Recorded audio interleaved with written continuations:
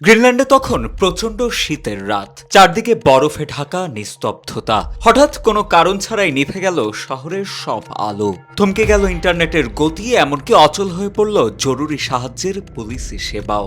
19,000 মানুষের গ্রিনল্যান্ড যেন এক নিমিষেই বিচ্ছিন্ন হয়ে গেল গোটা পৃথিবী থেকে। কারো কাছে এটি নিছক একটি দুর্ঘটনা, আবার কারো কাছে এটি পরাশক্তির রাজনৈতিক চাল।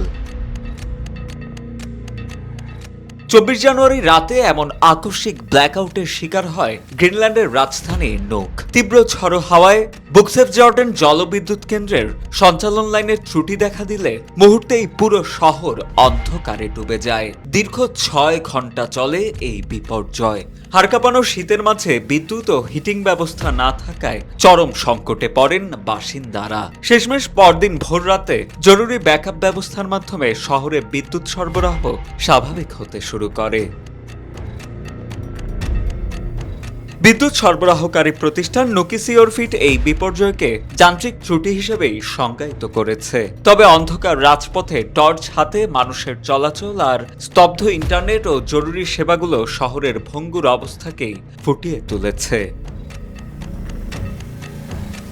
কিন্তু গ্রিনল্যান্ডের সাধারণ মানুষের মনে প্রশ্ন, এটি কি স্রেফ একটি বিপর্যয় নাকি রাজনৈতিক কোনো চাল? গ্রিনল্যান্ড নিয়ে ডোনাল্ড ট্রাম্পের সাম্প্রতিক হুঁশিয়ারি ও বিশ্বশক্তিগুলোর টানাটানির মধ্যে এই ব্ল্যাকআউট রহস্যকে আরো ঘনীভূত করেছে।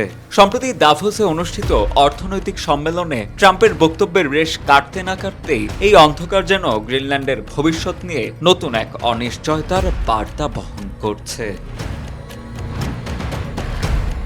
সাজিদ আনিল, ডেস্ক রিপোর্ট, সময় আলো।